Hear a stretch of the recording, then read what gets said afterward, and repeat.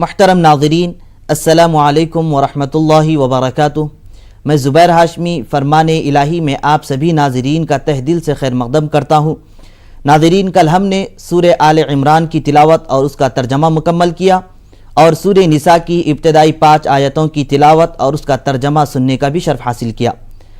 آج ہم سورہ نساء کی آیت نمبر 6 سے 20 تک تلاوت اور اس کا ترجمہ سنیں گے۔ کل ہم نے سورہ نساء کے متعلق یہ جانا کہ یہ کتنی اہمیت والی صورت ہے اور اس کے متعلق بے شمار احادیث فضائل میں بیان کیے گئے ہیں۔ امام بیہقی رحمۃ اللہ علیہ نے حضرت ام المؤمنین عائشہ صدیقہ رضی اللہ تعالی عنہا سے یہ روایت کی ہے کہ جس کسی شخص نے قرآن پاک کے ان 7 صورتوں کو مکمل طور پر یاد کر لے گا تو وہ بہت بڑا عالم ہے۔ تو وہ 7 صورتیں یہ ہیں کہ سورہ بقرہ، سورہ آل عمران، سورہ نساء، سورہ مائدہ، سورہ انعام، سورہ اعراف، سورہ انفال۔ اسی طریقے سے اس سورہ مبارکہ میں عورتوں کے اور یتیم بچوں کے متعلق بیان کیا گیا، اور اس میں یتیم بچے، عورتیں اور مظلوم لوگوں کے متعلق ان کے جو حقوق ہیں اس سورہ مبارکہ میں نازل کیا گیا، اور یہ بتلایا گیا کہ ان کے حقوق کو کس طرح ادا کریں۔ اور یہ بھی بتلایا گیا ہے کہ جو لوگ یتیموں پر ظلم کرتے ہیں، یتیموں کا مال ہڑپ کر لیتے ہیں اور عورتوں کی میراث جو ملنے والی ہے اس کو چھین لیتے ہیں اور اس پر قابض ہو جاتے ہیں، تو اس سورہ مبارکہ میں یہ بتلایا گیا کہ اس طریقے سے کرنا ایک بہت بڑا گناہ ہے، اور جو کوئی بندہ اس طریقے سے کام کرے گا تو یقیناً وہ اپنے پیٹوں میں آگ جمع کرے گا اور قیامت کے دن اس کو دوزخ میں داخل کیا جائے گا۔ اور اس سورہ مبارکہ میں میراث کے تعلق سے یہ بیان کیا گیا کہ مرد کو کتنا میراث ملے گا اور عورت کو کتنا ملے گا، اور یہ دونوں کتنے میراث میں حقدار بنیں گے۔ اور یہ بھی بتلایا گیا کہ اللہ سبحانہ و تعالی نے یہ ارشاد فرمایا کہ جو کوئی آدمی اللہ کے یہ بتائے ہوئے اصولوں پر اگر عمل کرے گا تو یقیناً وہ آدمی کامیاب و کامران ہو جائے گا اور اس کا ٹھکانہ جنت ہے۔ اس کے برعکس اگر کوئی آدمی ان اصولوں کے خلاف کام کرے گا اور اللہ نے جو طریقہ بتلایا ہے اگر اس کی خلاف ورزی کرے گا تو اس کے لیے ٹھکانہ دوزخ ہو جائے گا اور اس کے لیے ذلت و رسوائی والی سزا مقرر کی گئی ہے۔ اس کے بارے میں ایک حدیث ہے، حضرت انس رضی اللہ عنہ یہ بیان فرماتے ہیں کہ جو کوئی آدمی اس دنیا میں یتیم کے مال کو چھین لے گا اور عورتوں کی میراث پر ناجائز قبضہ کر لے گا تو اس کا ٹھکانہ دوزخ ہو جائے گا۔ تو ناظرین، سنتے ہیں سورہ نساء کی تلاوت اور اس کا ترجمہ۔ من الشیطان الرجیم، بسم اللہ الرحمن الرحیم۔ شروع کرتا ہوں اللہ کے نام سے جو بڑا مہربان نہایت رحم والا ہے۔ وَابْتَلُوا الْيَتَامَى حَتَّى إِذَا بَلَغُوا النِّكَاحَ فَإِنْ آنَسْتُمْ مِنْهُمْ رُشْدًا فَادْفَعُوا إِلَيْهِمْ أَمْوَالَهُمْ وَلَا تَأْكُلُوهَا إِسْرَافًا وَبِدَارًا أَنْ يَكْبَرُوا وَمَنْ كَانَ غَنِيًّا فَلْيَسْتَعْفِفْ وَمَنْ كَانَ فَقِيرًا فَلْيَأْكُلْ بِالْمَعْرُوفِ فَإِذَا دَفَعْتُمْ إِلَيْهِمْ أَمْوَالَهُمْ فَأَشْهِدُوا عَلَيْهِمْ وَكَفَى بِاللَّهِ حَسِيبًا۔ صدق اللہ العظیم۔ اور یتیموں کی سمجھ بوجھ کو آزماتے رہو یہاں تک کہ وہ نکاح کی عمر کو پہنچ جائیں، پھر اگر تم ان کے اندر اہلیت پاؤ تو ان کے مال ان کے حوالے کر دو۔ ایسا کبھی نہ کرنا کہ حد انصاف سے تجاوز کر کے اس خوف سے ان کے مال جلدی جلدی کھا جاؤ کہ وہ بڑے ہو کر اپنے حق کا مطالبہ کریں گے۔ یتیم کا جو سرپرست مالدار ہو وہ پرہیزگاری سے کام لے، اور جو غریب ہو وہ معروف طریقے سے کھائے۔ پھر جب ان کے مال ان کے حوالے کرنے لگو تو لوگوں کو اس پر گواہ بنا لو اور حساب لینے کے لیے اللہ کافی ہے۔ للرجال نصيب مما ترك الوالدان والأقربون وللنساء نصيب مما ترك الوالدان والأقربون مما قل منه أو كثر نصيبا مفروضا۔ مردوں کے لیے اس مال میں حصہ ہے جو ماں باپ اور قریبی رشتہ داروں نے چھوڑا ہو، اور عورتوں کے لیے بھی اس مال میں حصہ ہے جو ماں باپ اور قریبی رشتہ داروں نے چھوڑا ہو، خواہ تھوڑا ہو یا بہت، اور یہ حصہ اللہ کی طرف سے مقرر ہے۔ وَإِذَا حَضَرَ الْقِسْمَةَ أُولُو الْقُرْبَى وَالْيَتَامَى وَالْمَسَاكِينُ فَارْزُقُوهُم مِّنْهُ وَقُولُوا لَهُمْ قَوْلًا مَّعْرُوفًا۔ اور جب تقسیم کے موقع پر کنبے کے لوگ اور یتیم اور مسکین آئیں تو اس مال میں سے ان کو بھی کچھ دو اور ان کے ساتھ اچھے انسانوں کی سی بات کرو۔ وَلْيَخْشَ الَّذِينَ لَوْ تَرَكُوا مِنْ خَلْفِهِمْ ذُرِّيَّةً ضِعَافًا خَافُوا عَلَيْهِمْ فَلْيَتَّقُوا اللَّهَ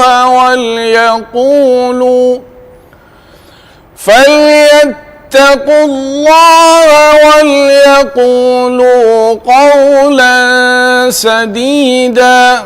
لوگوں کو اس بات کا خیال کر کے ڈرنا چاہیے کہ اگر وہ خود اپنے پیچھے بے بس اولاد چھوڑتے تو مرتے وقت انہیں اپنے بچوں کے حق میں کیسے کچھ اندیشے لاحق ہوتے۔ بس چاہیے کہ وہ خدا کا خوف کریں اور راستی کی بات کریں۔ سورہ نساء کی تلاوت اور اس کے ترجمے کا تسلسل جاری رہے گا۔ ہم لیتے ہیں یہاں ایک چھوٹا سا وقفہ۔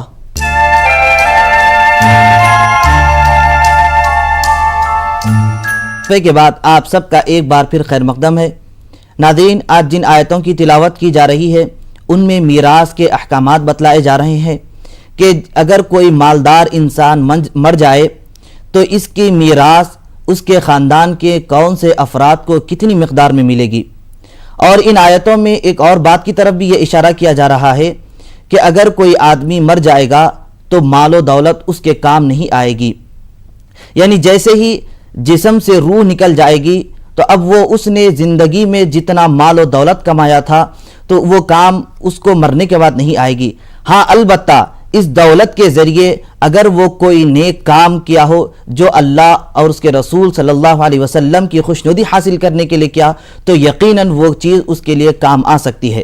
اور اسی طریقے سے اگر وہ آدمی اپنی ایسی اولاد کو چھوڑ کر گیا ہو جو صالح نیک ہو تو یہ اولاد مرنے کے بعد اس کو ثواب پہنچاتی ہے۔ اور اسی طریقے سے اگر وہ آدمی اپنے بڑوں کے ساتھ صحیح رہا، چھوٹوں کے ساتھ شفقت کے ساتھ پیش آیا تو یقیناً یہ بھی ثواب کا کام ہے اور اس کے ذریعے اس کو مرنے کے بعد مدد مل سکتی ہے۔ تو اب ہمیں اس میں یہ پتہ چل رہا ہے کہ مال و دولت ہم کو اپنی زندگی تک ہی کام آئے گی، مرنے کے بعد یہ کام نہیں آئے گی۔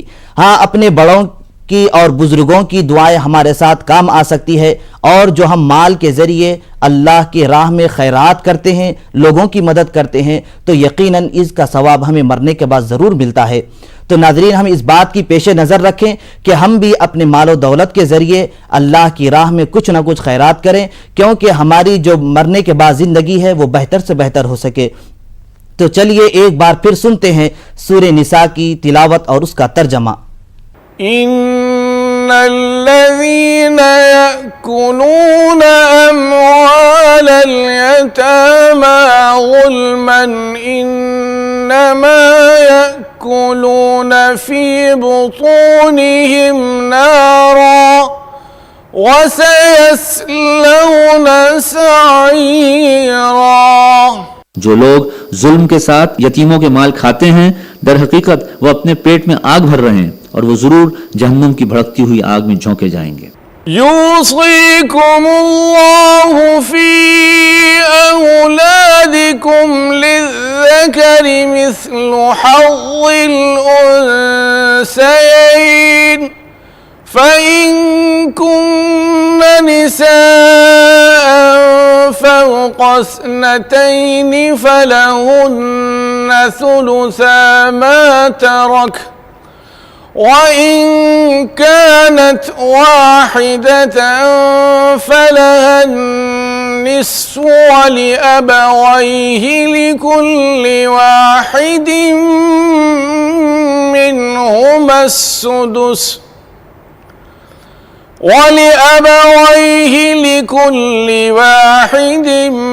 منهما السدس مما ترك إن كان له ولد فإن لم يكن له ولد وورثه أبواه فلأمه الثلث فإن كان له إخوة فلأمه السدس من بعد وصية يوصي بها أو دين آباؤكم وأبناؤكم لا تدرون أيهم أقرب لكم نفعا فريضة من الله إن الله كان عليما حكيما. تمہاری اولاد کے بارے میں اللہ تمہیں ہدایت کرتا ہے کہ مرد کا حصہ 2 عورتوں کے برابر ہے. اگر میت کی وارث 2 سے زائد لڑکیاں ہوں تو انہیں ترکے کا 2/3 دیا جائے اور اگر ایک ہی لڑکی وارث ہو تو آدھا ترکہ اس کا ہے. اگر میت صاحب اولاد ہو تو اس کے والدین میں سے ہر ایک کو ترکے کا 6واں حصہ ملنا چاہیے اور اگر وہ صاحب اولاد نہ ہو اور والدین ہی اس کے وارث ہوں تو ماں کو 3واں حصہ دیا جائے اور اگر میت کے بھائی بہن بھی ہوں تو ماں 6 حصے کی حقدار ہوگی. یہ سب حصے اس وقت نکالے جائیں گے جبکہ وصیت جو میت نے کی ہو پوری کر دی جائے اور قرض جو اس پر ہو ادا کر دیا جائے. تم نہیں جانتے کہ تمہارے ماں باپ اور تمہاری اولاد میں سے کون بلحاظ نفع تم سے قریب تر ہے. یہ حصے اللہ نے مقرر کر دیے ہیں اور اللہ یقیناً سب حقیقتوں سے واقف اور ساری مصلحتوں کا جاننے والا ہے. وَلَكُمْ نِصْفُ مَا تَرَكَ أَزْوَاجُكُمْ إِن لَّمْ يَكُن لَّهُنَّ وَلَدٌ فَإِن كَانَ لَهُنَّ وَلَدٌ فَلَكُمُ الرُّبُعُ مِمَّا تَرَكْنَ مِن بَعْدِ وَصِيَّةٍ يُوصِينَ بِهَا أَوْ دَيْنٍ وَلَهُنَّ الرُّبُعُ مِمَّا تَرَكْتُمْ إِن لَّمْ يَكُن لَّكُمْ وَلَدٌ فَإِن كَانَ لَكُمْ وَلَدٌ فَلَهُنَّ الثُّمُنُ مِمَّا تَرَكْتُم مِّن بَعْدِ وَصِيَّةٍ تُوصُونَ بِهَا أَوْ دَيْنٍ وَإِن كَانَ رَجُلٌ يُورَثُ كَلَالَةٍ أَوِ امْرَأَةٌ وَلَهُ أَخٌ أَوْ أُخْتٌ فَلِكُلِّ وَاحِدٍ مِّنْهُمَا السُّدُسُ فَإِن كَانُوا أَكْثَرَ مِن ذَلِكَ فَهُمْ شُرَكَاءُ فِي الثُّلُثِ مِن بَعْدِ وَصِيَّةٍ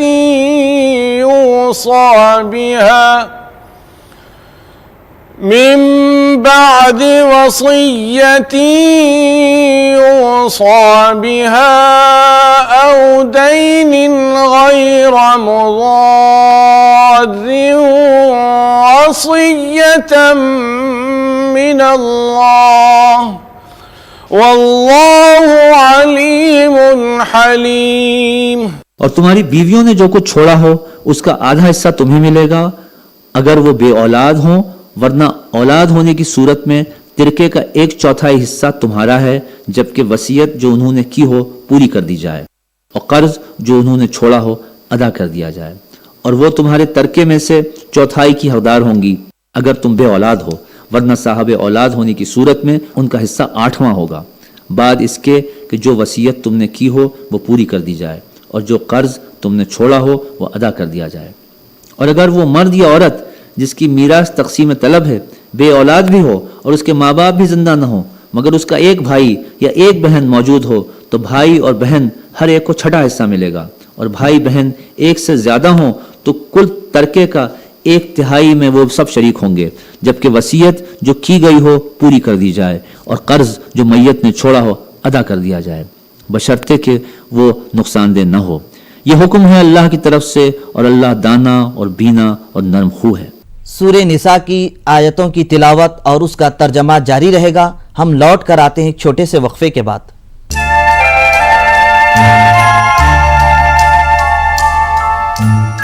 کے بعد آپ سب کا ایک بار پھر خیر مقدم ہے۔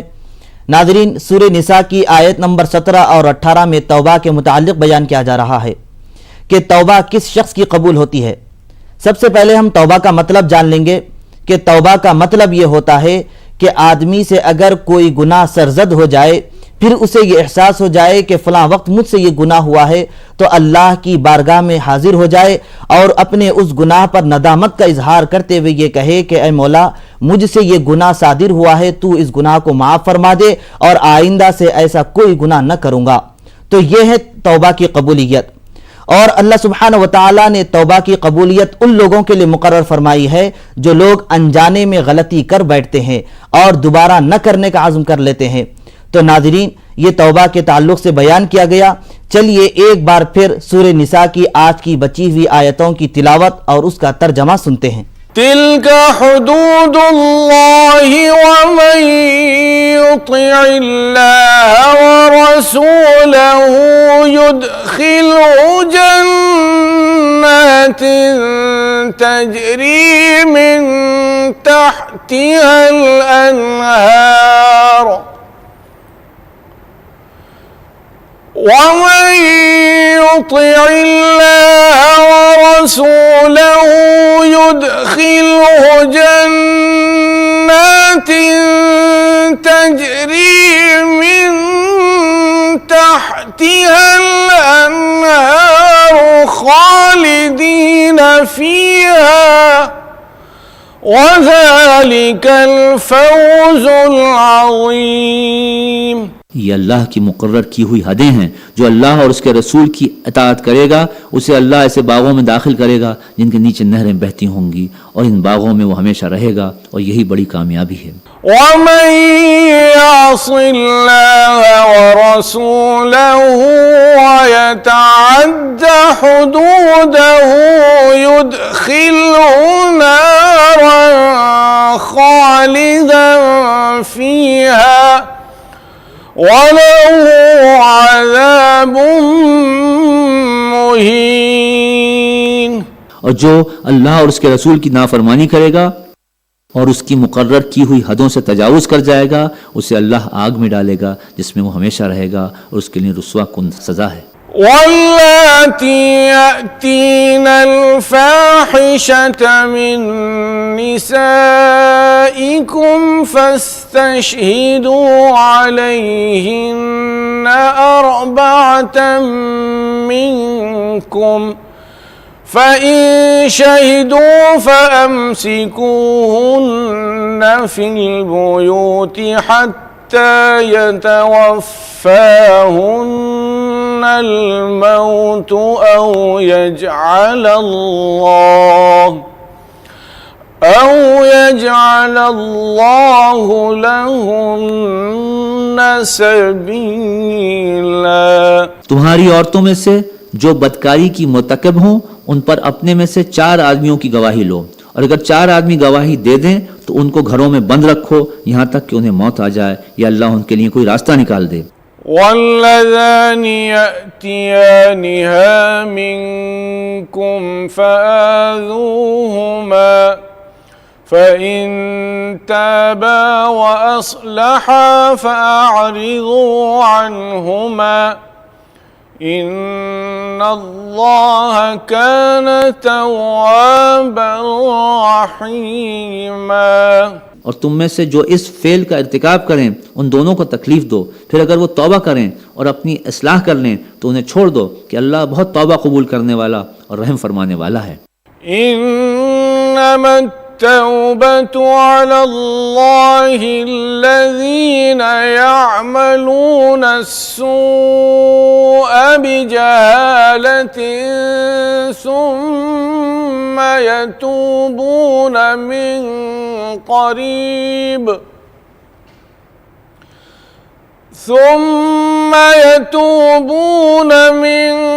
قريب فأولئك يتوب الله عليهم وكان الله عليما حكيما۔ ہاں یہ جان لو کہ اللہ پر توبہ کی قبولیت کا حق انہی لوگوں کے لیے ہیں جو نادانی کی وجہ سے کوئی برا فعل کر گزرتے ہیں اور اس کے بعد جلدی ہی توبہ کر لیتے ہیں۔ ایسے لوگوں پر اللہ اپنی نظر عنایت سے پھر متوجہ ہو جاتا ہے، اور اللہ ساری باتوں کی خبر رکھنے والا اور حکیم و دانا ہے۔ وَلَيْسَتِ التَّوْبَةُ لِلَّذِينَ يَعْمَلُونَ السَّيِّئَاتِ حَتَّى إِذَا حَضَرَ أَحَدَهُمُ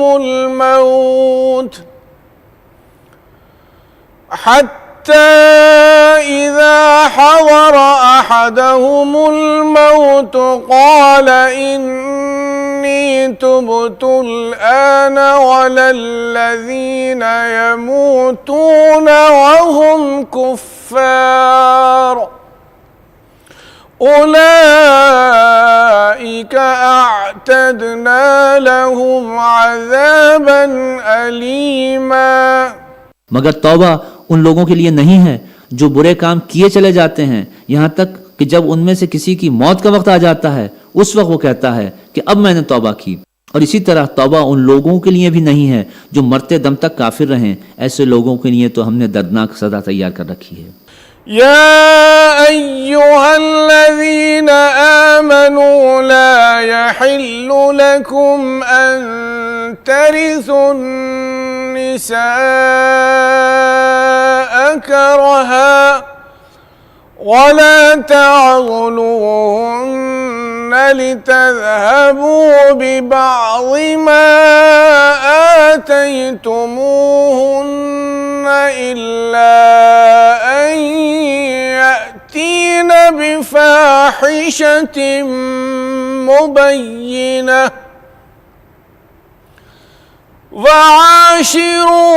وعاشروهن بالمعروف فإن كرهتموهن فعسى أن تكرهوا شيئا ويجعل الله فيه خيرا كثيرا۔